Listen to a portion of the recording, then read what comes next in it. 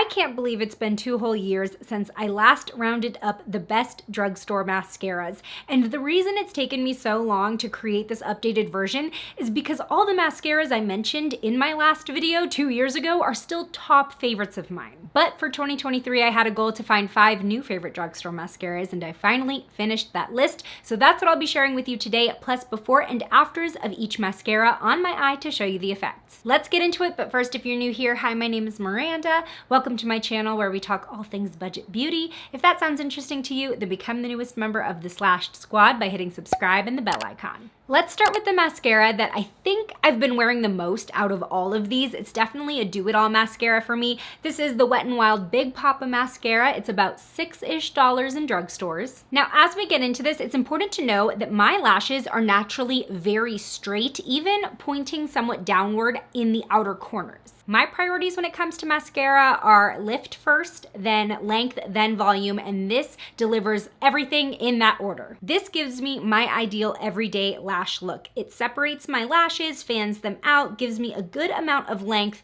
a bit of a boost of volume, but nothing too thickening. But what I love about this mascara is it holds my curl all day long. I don't get any drooping even when I really layer this up. It is a thinner formula, and it is particularly helpful with those outer corner lashes. Like I said, they tend to point downward. This keeps them up and curled. It's super easy to build, and it also nourishes your lashes with omega-6 fatty acids as you wear it. Now, I don't experience any clumps with this mascara. However, the wand can be tricky. 9 times out of 10, I do end up hitting my eyelid because of this fat hourglass shape. I know it's super helpful for like getting that lift power, but I'm just clumsy and I always get it on my eyeshadow or my lid. Also, something to note is that this does dry pretty quickly, and if you try to keep building it after your layer's already dried, then you may experience some flakes. But it really doesn't take long to build this to a really, really nice length and look, so that's not something that I really deal with a lot with Big Papa. This next mascara is definitely a new favorite, but it climbed my list of top mascaras very quickly. I would say it's probably sitting at my number 2 right now.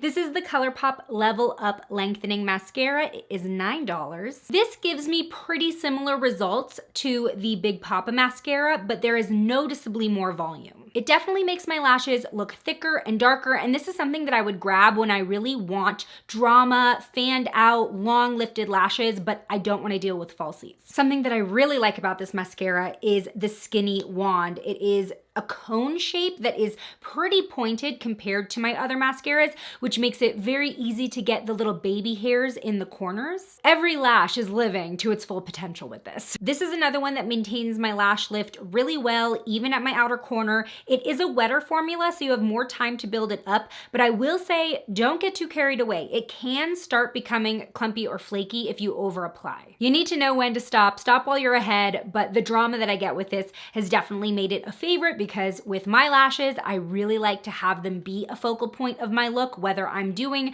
a no makeup look or a full glam look. Now, I could not make this video without mentioning the L'Oreal Telescopic Lift Mascara. This went very viral earlier this year. I would say pretty controversially, but despite all that, I personally believe that this is a great mascara for short lashes. Now, this one is a little bit more expensive at $12, and there is definitely a technique that you have to use with it, a little bit of a learning curve. The brush is flat and one-sided, so you're supposed to use the front of the brush, which has shorter, more tightly packed bristles, to apply your first few coats, and then you're supposed to turn the brush on its side where there are longer, more spaced out bristles to add more volume and fan out and place your lashes where you want them. Funny enough, I kind of like the look when I just use the front side of the brush. I feel like it's a little bit more wispy, but if I really want to thicken them up, then I'll go ahead and finish off with the side of the brush. Now, this is definitely a wetter formula. In fact, I would recommend very strongly to wipe off as much product on the side of the tube as possible before going in and applying. And with it being a wetter formula, it is a little bit heavier. And even though this this gives me a lot of length,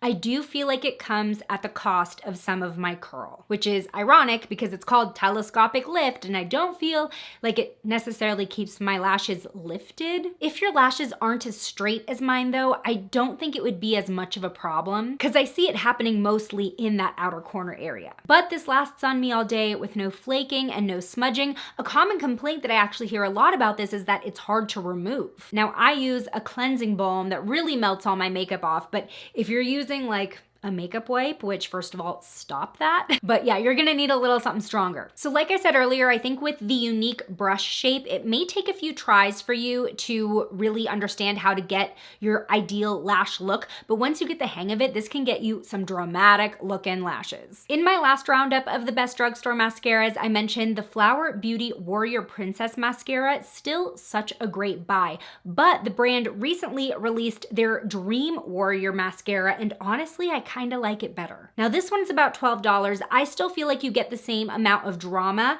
as the Warrior Princess Mascara, but I personally love the wand so much more. It's not so much cone shaped, it is very straight up until the very point, but it is pointed enough again to get those baby hairs in the inner and outer corners, so you really get this full fan effect. Now this one gives me the perfect amount of volume for me. I feel like it really adds a lot of thickness and darkening, but it doesn't get too clumpy. Now I have to mention it's one downside up front because you can probably tell my tube is super messy. The stopper in this tube does nothing.